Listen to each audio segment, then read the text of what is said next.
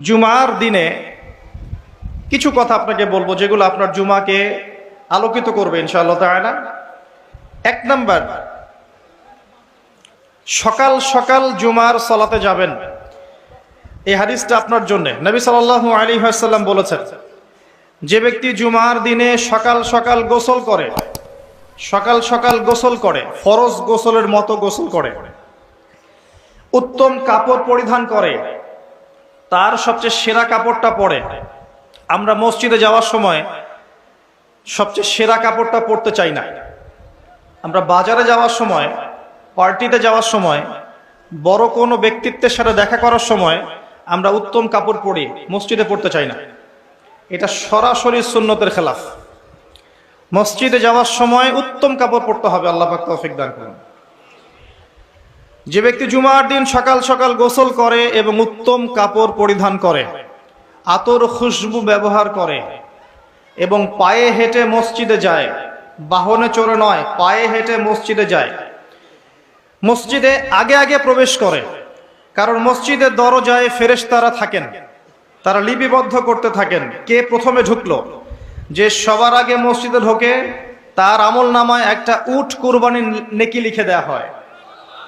যে তারপরে ঢোকে তার আমল নামায় একটা গাভী কুরবানির নেকি দেয়া হয়, তারপরে একটা খাসি, তারপর একটা ছাগল, তারপর একটা মুরগি, তারপর একটা ডিম ইত্যাদি।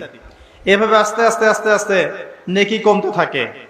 যখন ইমাম খুতবা শুরু করে তখন ফেরেশতারা খাতা বন্ধ করেন, বন্ধ করে বসে পড়েন, তারাও খুতবা শুনতে বসে পড়েন।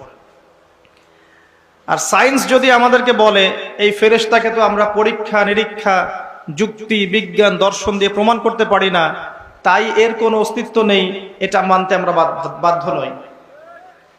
কারণ সবকিছুকে আপনি পরীক্ষা নিরীক্ষা, যুক্তি, বিজ্ঞান, দর্শন দিয়ে ল্যাবে বসে প্রমাণ করতে পারবেন না। মালায়েকাকে বিশ্বাস করতে হয়, এটা ঈমানের একটা অঙ্গ, ঈমানের একটা পিলার। মালায়েকা বসে পড়েন, ফেরেশতারা বসে পড়েন। এই মাহফিলের চতুর্দিকে আল্লাহ পাকের অসংখ্য রহমতের ফেরেশতা আছেন, এটাকে বিশ্বাস করেন?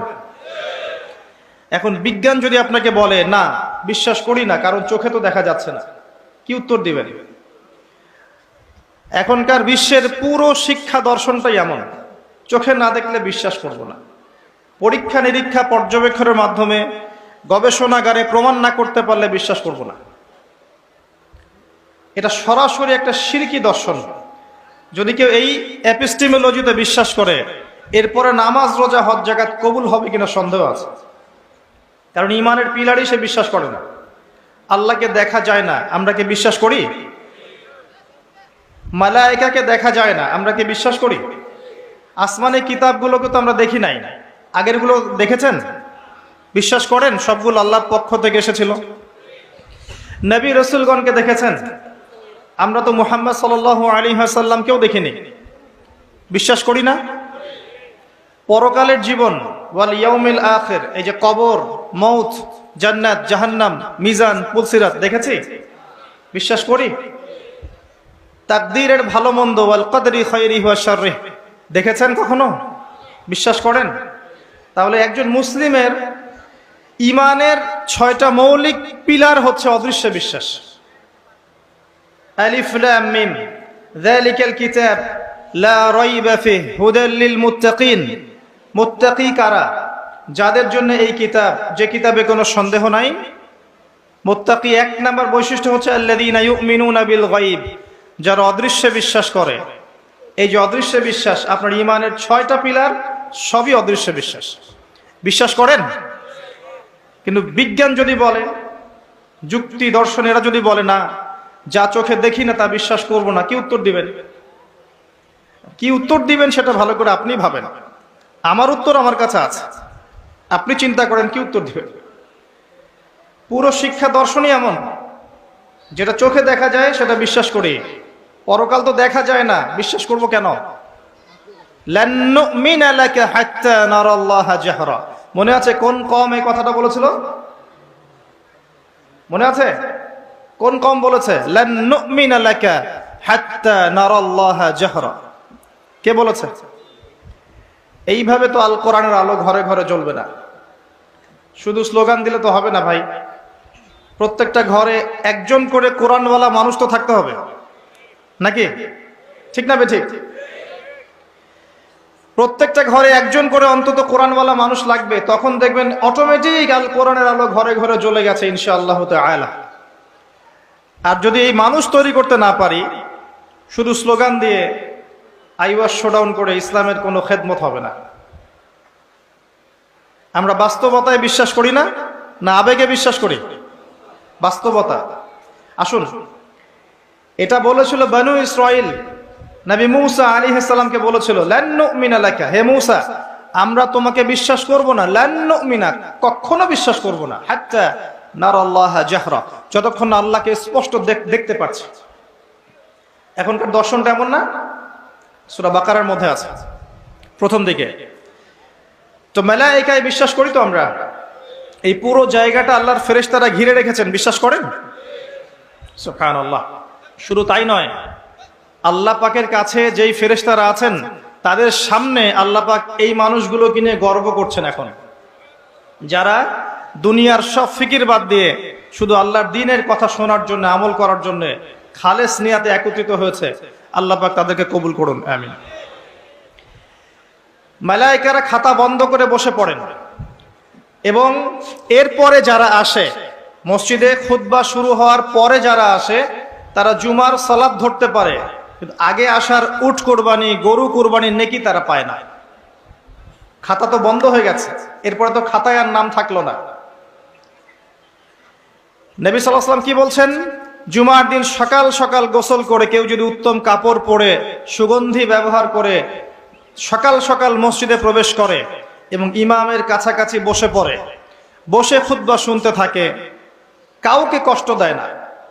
কষ্ট দেয় না মানে কেউ যদি কথা বলে তাকে এতটুকু বলে না যে তুমি চুপ করো, একদম চুপচাপ সে নীরবে ইমামের খুতবা শুনতে থাকে দিলের কান দিয়ে। এরপর ইমামের সাথে 2 রাকাত নামাজ পড়ে, ফরজ নামাজ।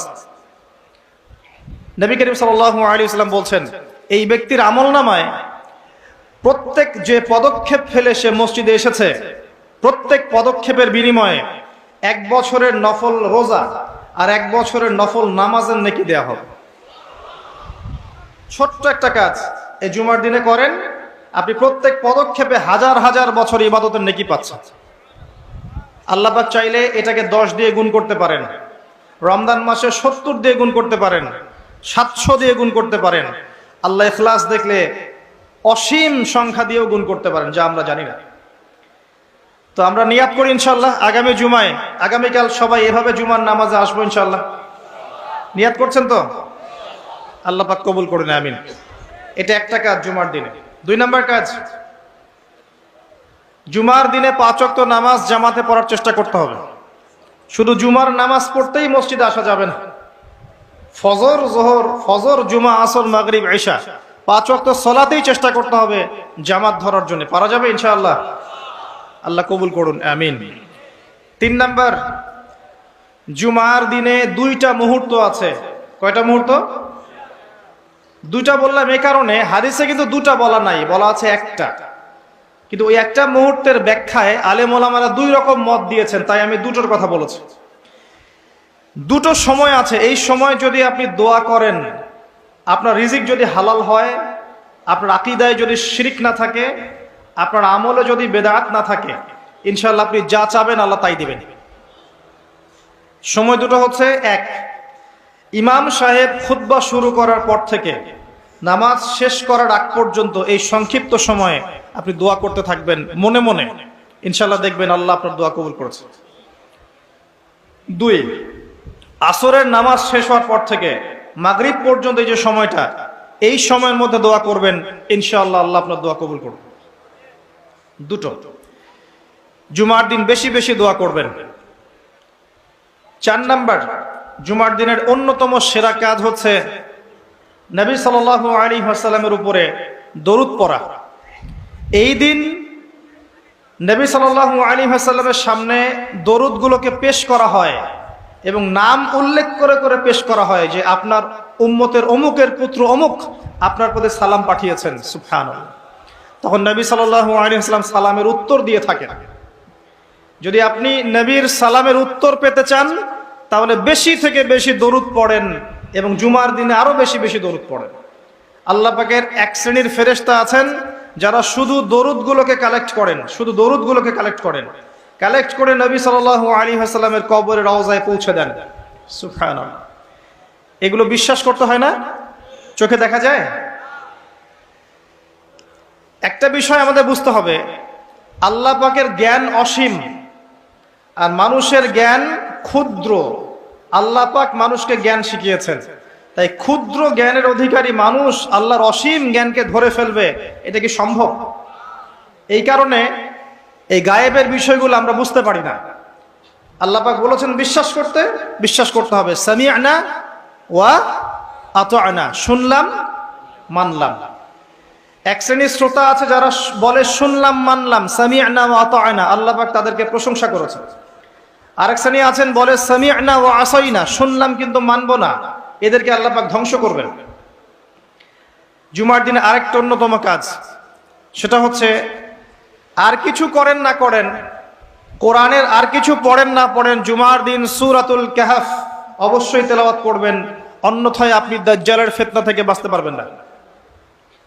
এই পৃথিবীতে এখন যতগুলো ফিতনা চলছে, হোক সেটা শিরকের ফিতনা বা বেদাতের ফিতনা বা হারাম রিজিকের ফিতনা বা মহিলাদের ফিতনা বা বেপর্দা বা সুদ, আপনার ঘুষ, আপনার জেনা, আপনার ব্যভিচার, আপনার এই যে সমকামিতা, আপনার ধর্ষণ, হত্যা, রাহাজানি, ছিনতাই, যা চলছে এই পৃথিবীতে যত ফিতনা চলছে, সবগুলো ফিতনাকে একত্রিত করলেও দাজ্জালের ফিতনার সমান হবে না। আমি কি বুঝাতে পারছি ভাই? এই মহা ফিতনা থেকে আপনাকে বাঁচাবে একটা সূরা মাত্র, অনলি একটা সূরা। তার নাম কি? সূরাতুল কাহফ। নবী করিম সাল্লাল্লাহু আলাইহি ওয়াসাল্লাম মক্কায় দ্বীন প্রচার করছেন এবং তার বিরোধিতা করছে কাফের মুশরিক কুরাইশরা। তাদের কাছে ধর্মতাত্ত্বিক কোনো দলিল ছিল না, তার দলিল খুঁজতে চলে গেল ইয়াসরিব, মদিনায় ইহুদিরা থাকতো। সেখানে গিয়ে ইহুদিদেরকে জিজ্ঞাসা করছে, আমাদেরকে এমন কিছু শিখিয়ে দাও যেটা দিয়ে আমরা মুহাম্মদ সাল্লাল্লাহু আলাইহি ওয়াসাল্লামকে চ্যালেঞ্জ করতে পারি। তখন ইহুদিরা শিখিয়ে দিল, তাকে গিয়ে 3টা প্রশ্ন করবে। কয়টা প্রশ্ন? এই 3টা প্রশ্নের উত্তর যদি সে দিতে পারে, নিঃসন্দেহে সে একজন নবী, কোনো সন্দেহ নাই। আর যদি এই 3টার উত্তর দিতে না পারে, বুঝে নিবে সে মিথ্যাবাদী, সে নবী নয়। কত বড় প্রশ্ন তাহলে! কারা শিখিয়ে দিল? ইহুদিরা। 1 নাম্বার, তাকে গিয়ে জিজ্ঞাসা করবে আসহাবুল কাহফের কি হয়েছিল, গুহাবাসী যুবকদের কি হয়েছিল। 2 নাম্বার, তাকে গিয়ে জিজ্ঞাসা করবে যে যুলকারনাইন বাদশা, যে পৃথিবীর পূর্ব থেকে পশ্চিম পর্যন্ত শাসন করেছে, তার কি হয়েছিল। এবং 3 নাম্বার, তাকে জিজ্ঞাসা করবে আত্মা কাকে বলে, রূহ কাকে বলে। যদি উত্তর দিতে পারে সে নিঃসন্দেহে নবী, যদি না পারে বুঝে নিবে সে নবী নয়। তারা চলে আসলো, নবী সাল্লাল্লাহু আলাইহি ওয়াসাল্লাম কাবা ঘরের সামনে ছিলেন। তাকে জিজ্ঞাসা করলো, হে মুহাম্মদ সাল্লাল্লাহু আলাইহি ওয়াসাল্লাম, বলো তুমি যদি নবী হয়ে থাকো তাহলে বলো এই 3টার উত্তর কি। নবী করিম সাল্লাল্লাহু আলাইহি ওয়াসাল্লাম বললেন, আগামীকাল এসো তোমাদেরকে বলে দিব। আগামীকাল এসো তোমাদেরকে বলে দিব। তিনি একটা শব্দ বলতে ভুলে গিয়েছিলেন, কি সেটা? ইনশাআল্লাহ। আল্লাহ পাক নবীদের ছোট ছোট ভুল ধরতেন। যে যত বড় মুমিন হবে তার ভুল তত বেশি দেখা হয়, তাই না? দেখবেন একজন মানুষ দিনের জন্য কিছুই করেনি সারা জীবন, তার পিছনে মানুষ ব্যস্ত হবে না।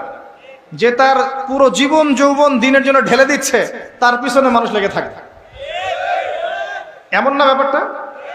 নামাজ পড়ে না, তাকে দেখবেন তাকে নিয়ে খুব একটা মাথা ব্যথা নাই। যে 5 ওয়াক্ত নামাজ পড়ে, নামাজ একটু ভুল হচ্ছে, ওকে নিয়ে মাথা ব্যথা। আমাদের সাইকোলজি এরকম। তো নবী সাল্লাল্লাহু আলাইহি ওয়াসাল্লামের এই ভুলে যাওয়াটাকে আল্লাহ পাক সংশোধন করার জন্য এবং আমাদেরকে শিক্ষা দেওয়ার জন্য আল্লাহ পাক এটাকে ধরলেন এবং কিছু সময় ওহী বন্ধ হয়ে গেল, অল্প সময়। এদিকে মক্কার কুরাইশরা তো উৎফুল্ল, সে তো বলেছিল আগামীকাল উত্তর দিবে, এখন উত্তর দিতে পারছে না। আর নবী সাল্লাল্লাহু আলাইহি ওয়াসাল্লাম ভেবেছিলেন যে জিবরাইল আলাইহিস সালাম তো তার কাছে আসেন, আসলে জিজ্ঞাসা করলে তিনি বলে দিবেন। আল্লাহ পাক সূরা কাহফের 23 এবং 24 নম্বর আয়াত নাজিল করলেন কয়েকদিন পর। আয়াতটা হচ্ছে ওয়ালা তাকুলান্না লিশাইইন ইন্নী ফাইলুন যালিকা গাদান ইল্লা আন ইয়াশা আল্লাহ। হে নবী মুহাম্মদ সাল্লাল্লাহু আলাইহি ওয়াসাল্লাম, আপনি কোশ্চিন কালেও বলবেন না যে আমি আগামীকাল কিছু করব ইনশাআল্লাহ বলা ব্যতীত। এই শিক্ষাটা কাকে দিচ্ছেন আল্লাহ পাক? শুধু তাকে না, আমাদেরকেও। কিয়ামত পর্যন্ত এই শিক্ষা থাকবে না? থাকবে। অতএব ইনশাআল্লাহ দিয়ে আপনি আল্লাহর অনুগত সভ্যতা এবং আল্লাহ বিরোধী সভ্যতাকে চিহ্নিত করতে পারবেন। আল্লাহ বিরোধী সভ্যতা কখনো ইনশাআল্লাহ বলে না। বলে? ওই নেটো কি ইনশাআল্লাহ বলে কখনো? জিউসরা বলে? ও পশ্চিমারা বলে? এবং ওদের ধাঁচে যারা নিজেদের মানসিকতা তৈরি করেছে এরাও কখনো ইনশাআল্লাহ বলবে না। বলবে? বলবে না। কিন্তু আল্লাহর বান্দারা বলবে ইনশাআল্লাহ আমি আগামীকাল করবো, তাই বলবে না? ইনশাআল্লাহ যদি আল্লাহ চান। একটা হাদিসে এসেছে যে ইনশাআল্লাহ যখন কেউ বলে কোনো কাজ করার আগে, তার ওই কাজটা সুসম্পন্ন করার দায়িত্ব আল্লাহ পাক নিজে নিয়ে নেন। বাতাসে ফ্লাই করতে পারতেন, জানেন না আপনারা? সুলাইমান আলাইহিস সালামের 100 জন স্ত্রী, তিনি বলছেন আজকে আমি আমার সব স্ত্রীর কাছে যাব এবং প্রত্যেকের গর্ভ থেকে একটা করে সন্তান আসবে এবং এই সন্তানরা আল্লাহর পথের মুজাহিদ হবে। তিনি একটা কথা বলতে ভুলে গেলেন। কি?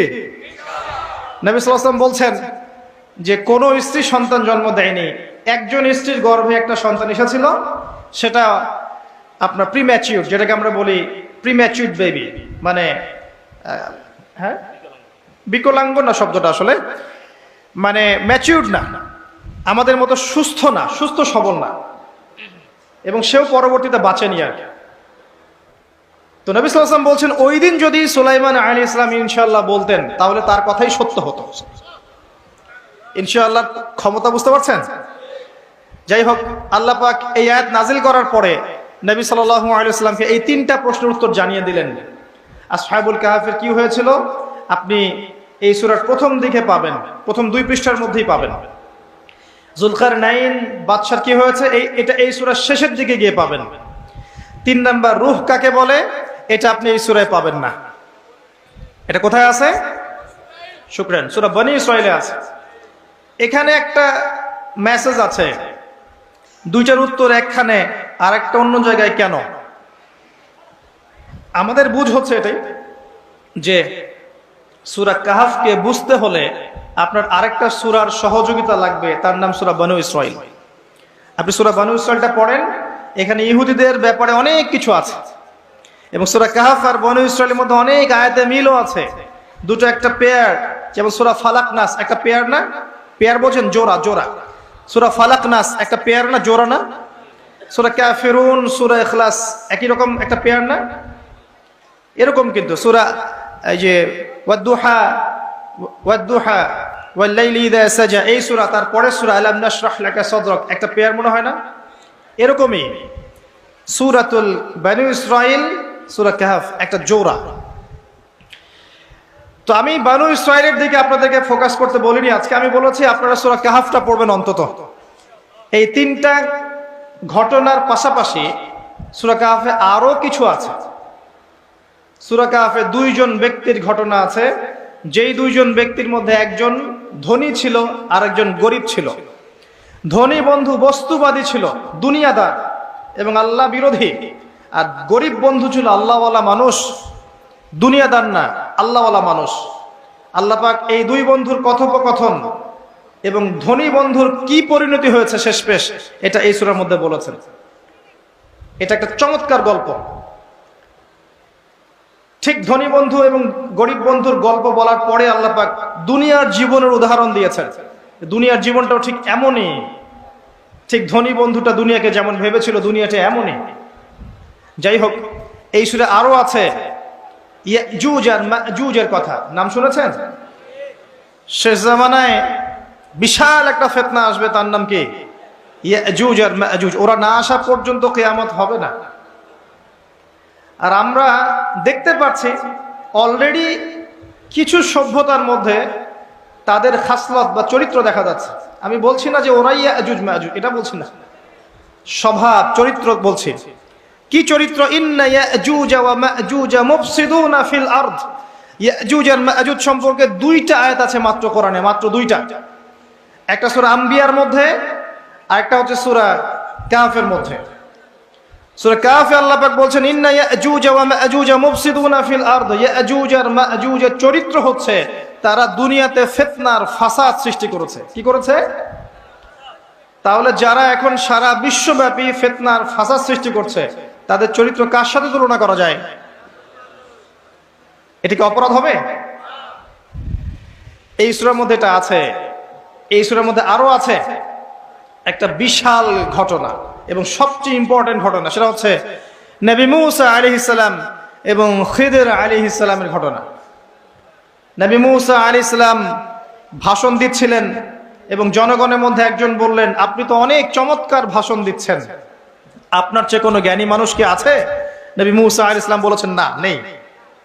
আল্লাহ পাক ধরলেন, ওই যে নবীদের ভুল আল্লাহ পাক ধরেন, তোমার চেয়ে জ্ঞানী মানুষ আছে আমার আরেকজন বান্দা, তার নাম খিদর, সে তোমার চেয়ে অনেক বেশি জ্ঞানী।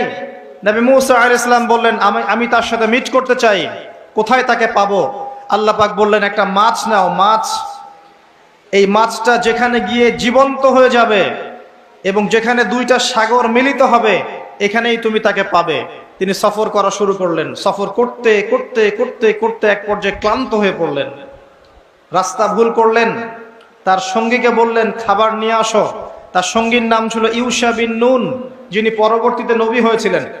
তিনি বললেন, খাবার তো নাই, মাছ তো জীবিত হয়ে চলে গেছে মাছ পানির মধ্যে, আমি আপনাকে বলতে ভুলে গিয়েছিলাম।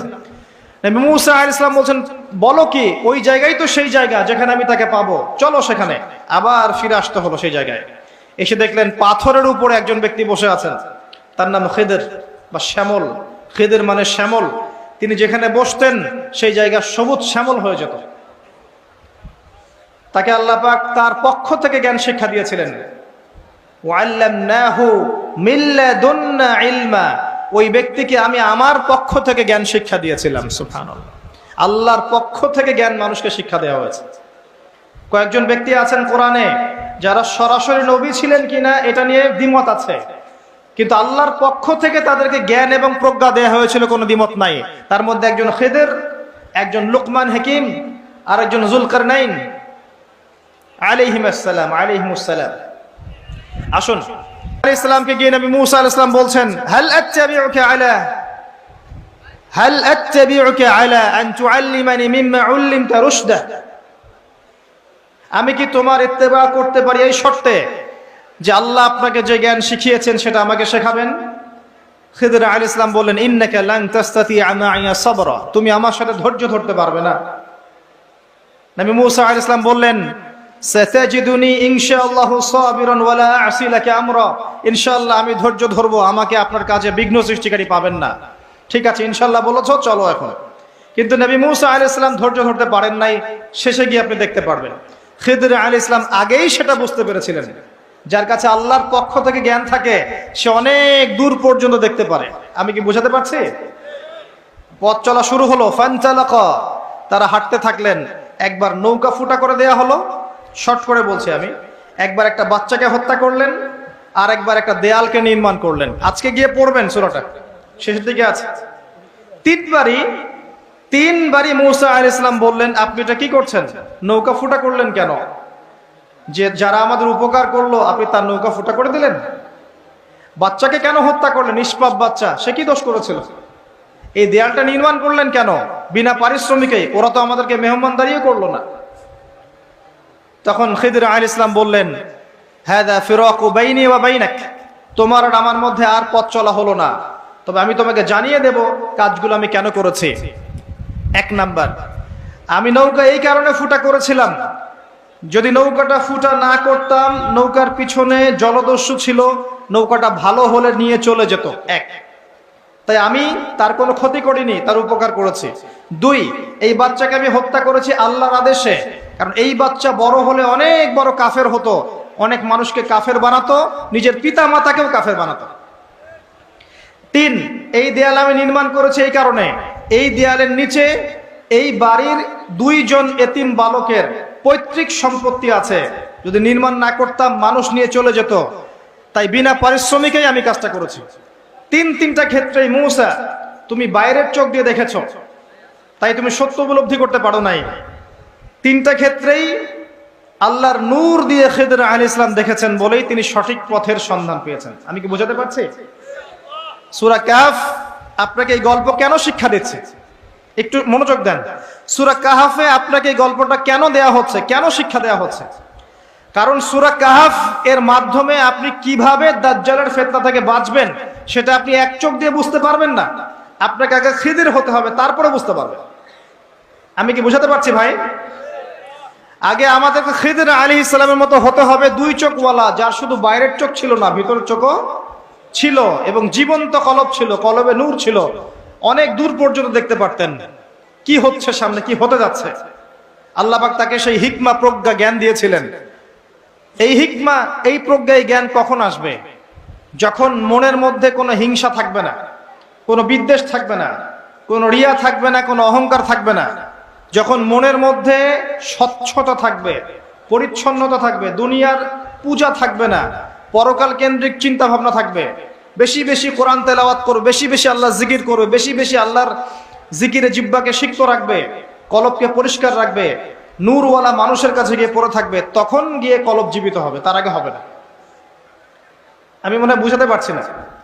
যখন এরকম হবে কলবের অবস্থা, তখন আপনি ইনশাআল্লাহ 2 চোখ দিয়ে দেখতে পারবেন ইনশাআল্লাহ তাআলা। তখন বুঝবেন কি কারণে সূরা কাহফ আপনাকে দাজ্জালের ফিতনা থেকে বাঁচাবে।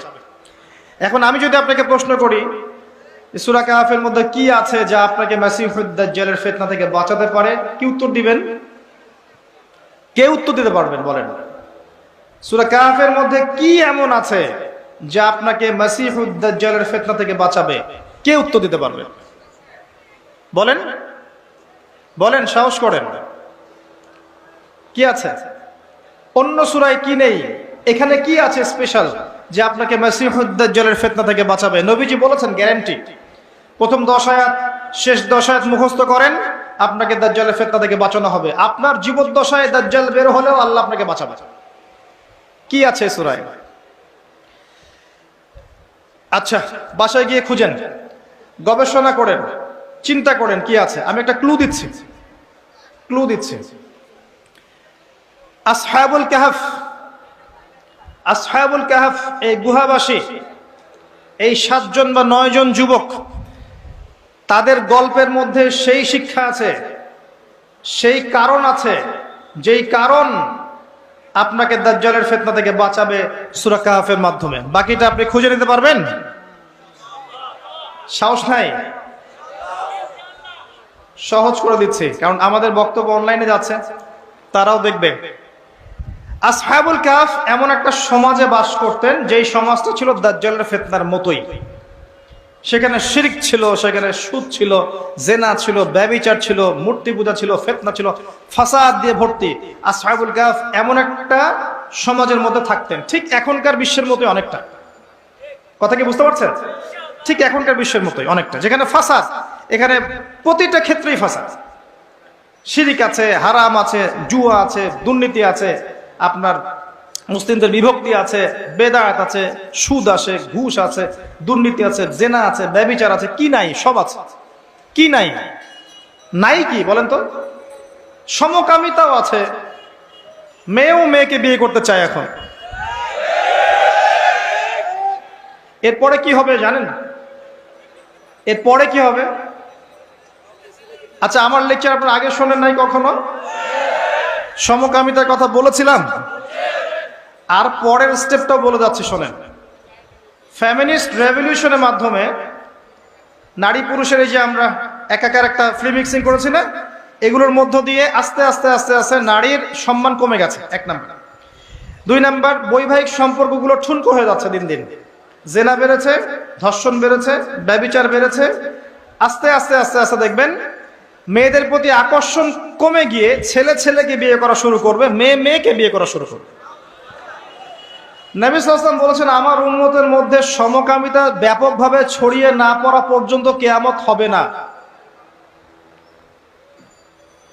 কি বুঝলেন? আমার উম্মত যতদিন পর্যন্ত মূর্তি পূজা করছে না ততদিন কিয়ামত হবে না। আর এমন একটা সময় আসবে যখন মসজিদ থাকবে চাকচিক্যময়, হেদায়েত থাকবে না। কোরআন থাকবে বইয়ের মধ্যে কিতাব আকারে, এর হেদায়েত মানুষের মধ্যে থাকবে না। ইসলামের নামটুকু থাকবে, ইসলামের শিক্ষা থাকবে না। এবং আসমানের নিচে জমিনের উপরে সবচেয়ে নিকৃষ্ট মানুষ হবে তারা যারা এক শ্রেণীর আলেম, যারা দুনিয়ার বিনিময়ে দিনকে বিক্রি করে খায়। টাটকা হাদিস তিরমিজির মধ্যে আছে। আমি আপনাকে বলছি, এই ফিতনাগুলোর পরে এসেছে এই সমকামিতা এবং চাইল্ড অ্যাবিউজিং, বাচ্চাদেরকে ধর্ষণ করা। এরপর দেখবেন মেয়েদের প্রতি আগ্রহ কমতে কমতে বাচ্চাদেরকে মানুষ ধর্ষণ করা শুরু করে। কারণ পর্নোগ্রাফি দেখতে দেখতে মানুষের মাথাটা পশুর মতো হয়ে গেছে। একটা মেয়ের দিকে সে আর সম্মানের চোখে তাকাতে পারে না। একটা মেয়ে বাচ্চাকে কোলে নিলেও সে তাকে মানে কি বলবো, বাচ্চাদের মতো আদর করতে পারে না, নোংরা ভাবে আদর করে। আমার কথা বুঝতে পারছেন না মনে হয়। যেভাবে বাচ্চাদের প্রতি ধর্ষণ বেড়েছে, এটা কি আগের 100 বছরে ছিল ভাই? ছিল? আর যারা এগুলো করেছে এদের সবার কি বিচার হয়েছে? যদি এভাবে বিচার না হয় তারা কি উৎসাহিত হবে না? এখন ইসলাম যে বলেছে এদের বিচার প্রকাশ্যে করতে হবে, ইসলামকে অপমান করেছে? ইসলাম কি অন্যায় করেছে কোনো? ইসলাম কি মানবতা গর্হিত কোনো কাজ করেছে? এরপর কি হবে সেটাও শোনেন। চাইল্ড অ্যাবিউজিং বাড়বে, তারপরে আসবে, এটা বলতে আমার ঘৃণা লাগছে কিন্তু এটা হবে, এটা আপনি লিখে রাখতে পারেন ইনশাআল্লাহ। ওয়ামা তাওফীকি ইল্লা বিল্লাহ আলাইহি তাওয়াক্কালতু ওয়া ইলাইহি উনীব। আমি আল্লাহর প্রতি তাওয়াক্কুল করে কথা বলছি, ভুল হলে আমার পক্ষ থেকে, সঠিক হলে আল্লাহর পক্ষ থেকে। মানুষ জীবজন্তুর সাথে জেনা করা শুরু করবে। মানুষ জীবজন্তুর সাথে জেনা করবে। রেকর্ড হচ্ছে, আজকে থেকে 5 বছর পরে দেখে নিতে পারো ইনশাআল্লাহ। আল্লাহু আ'লাম। আমি ভবিষ্যৎ বক্তা নই। বর্তমান সম্পর্কে যারা ওয়াকেফহাল নয় তাদের কাছে বর্তমানকে মনে হয় ভবিষ্যৎ। যারা বর্তমান সম্পর্কে ওয়াকেফহাল তারা বুঝতে পারবে এগুলো ভবিষ্যৎবাণী নয়, এগুলো বর্তমান চলছে। আসেন ওইদিকে আমরা না যাই। তো আসহাবুল কাহফের সমাজটা ঠিক এমন ছিল, একদম জাহিলিয়াতিপূর্ণ, ঠিক দাজ্জালীয় সভ্যতার মতোই, যে দাজ্জাল থেকে আপনি পালাতে যাচ্ছেন। এই বেচারারা কি করলো? এই বেচারারা ছিল ওই সময়কার প্রশাসনের উচ্চ পদস্থ কর্মকর্তার ছেলে। আল্লাহর কি কাজ! যেমন তেমন মানুষ ছিল না তারা, প্রশাসনের উচ্চ পদস্থ কর্মকর্তাদের ছেলে ছিল তারা, এই 7 জন বা 9 জন যুবক। আল্লাহ পাক তাদেরকে ইমানের নূর দিলেন, তারা ইসলাম কবুল করলো। সুবহানাল্লাহ। ইসলাম কবুল করে ইমানকে গোপন করে রাখলো। গোপন করে রেখে তারা ভিতরে ভিতরে দাওয়াতি কাজ করত। এক পর্যায়ে মানুষ যখন জেনে ফেললো যে তারা মুসলিম হয়ে গেছে, তখন তাদেরকে রাজদরবারে নিয়ে আসা হয়েছে। আর আলটিমেটাম দেওয়া হচ্ছে 3 দিনের মধ্যে ধর্ম ত্যাগ করতে হবে, না হলে তোমাদের গর্দান উড়িয়ে দেওয়া হবে। বুঝতে পারছেন কথা? এই বাচ্চার নাম ছিল দাকিয়ানুস। কি নাম? দাকিয়ানুস। এই বাচ্চা আলটিমেটাম দিল। তো তারা কিন্তু ওই সমাজের মধ্যে কোনো জঙ্গিবাদী কর্মকাণ্ড করলো না, কোনো সন্ত্রাস ছড়ালো না, তারা কিন্তু কোনো বিদ্রোহ করলো না। তারা আস্তে করে ওই সমাজ থেকে চলে গেল। ওই সমাজ থেকে চলে গেল, হিজরত করে চলে যাচ্ছে হয়তো কোনো একটা জায়গায়। কোথায় যাচ্ছে আল্লাহ পাক সেটা বলেননি যে কোথায় যাচ্ছিল তারা। আল্লাহ পাক শুধু বলেছেন যে তারা এখান থেকে ফিতনা থেকে বের হয়ে, ফিতনাময় পরিবেশ থেকে বের হয়ে, সাথে একটা কুকুর ছিল, কুকুর, এই কুকুরকে নিয়ে তারা চলে যাচ্ছে বাড়ি ঘর সহায় সম্পত্তি সব ছেড়ে দিয়ে, ইমান নিয়ে কোথাও চলে যাচ্ছে এই ফিতনাময় পরিবেশ থেকে অনেক দূরে, ডিসকানেক্টেড। যেতে যেতে রাত্রে বেলা একটা গুহার মধ্যে আশ্রয় নিয়েছে। রাতের বেলা ঘুম এসেছে, ক্লান্ত হয়েছে, একটা গুহার মধ্যে আশ্রয় নিয়েছে। ব্যাস এই গুহাতেই ঘটনা। আল্লাহ পাক 309 বছর ঘুম পাড়িয়ে রেখে দিয়েছে। কথা বুঝতে পারছেন? এরপরে তারা যখন জাগনা পেল, আল্লাহ পাক 309 বছর পর যখন জাগ্রত করলেন, উঠে তারা বলছে একজন আরেকজনকে যে কাম লাবিসতুম, কতদিন ঘুমিয়েছিলাম? একজন বলছে লাবিসনা ইয়াওমান আও বা'দা ইয়াওম, একদিন ঘুমিয়েছি বা একদিনে কিছু অংশ ঘুমিয়েছি। আর একজন বলছে রব্বুকুম আ'লামু বিমা লাবিসতুম, আল্লাহই ভালো জানে আমরা কতদিন ঘুমিয়েছি। যাই হোক, এই মুদ্রাগুলো নাও, এই মুদ্রাগুলো নাও, নিয়ে বাজারে যাও, বাজারে গিয়ে ফালিয়ানজুর আইয়ুহা আজকা তুআমা, দেখো যে পবিত্র খাবার কোনটা আছে নিয়ে আসো, আমরা ক্ষুধার্ত। ঘুম থেকে উঠে এতটুকু বলেছে আমরা ক্ষুধার্ত, আমরা কতদিন ঘুমিয়েছিলাম, ব্যাস এতটুকু। আর তারা তো জানে যে আমরা এই পথ দিয়ে এসেছি গতকাল, কবে? তারা তো জানে না 309 বছর পার হয়ে গেছে, জানে? তাই মুদ্রা দিয়ে পাঠাচ্ছে, যাও খাবার নিয়ে আসো, ক্ষুধা লাগছে। কতদিন ঘুমিয়েছিলাম সেটা নিয়ে পরে ডিসকাস করা যাবে, আগে খাই, আগে ক্ষুধার তো আগে খাই। আচ্ছা, এবার বাই দ্য ওয়ে, ওই যে মুদ্রাটা সাথে করে নিয়ে সে বাজারে গেল, গিয়ে সেই মুদ্রা দিয়ে রুটি কিনতে যাচ্ছে, রুটি। এবং রাস্তাঘাট তার কাছে অপরিচিত মনে হচ্ছে, যে এই রাস্তায় তো আগে আসছি বলে মনে হচ্ছে না, আমরা তো রাস্তা খুব ভালো করে চিনি, এখানে তো এগুলো ছিল না। মনে করেন আপনি এখানে ঘুমিয়ে গেলেন, 309 বছর পর আল্লাহ পাক আপনাকে উঠালেন, ওঠার পর আপনার কি অবস্থা হবে? কি অবস্থা হবে? চিনবেন কিছু আশপাশে? আপনি তো মনে করবেন স্বপ্ন দেখছেন আপনি, অথবা আপনি পাগল হয়ে গেছেন, তাই না? ওদেরও সেম অবস্থা হলো। এই বেচারা যে বাজারে গিয়েছে মুদ্রা নিয়ে, ওর তো অবস্থা খারাপ। কি অবস্থা, আমি কোথায় আসলাম?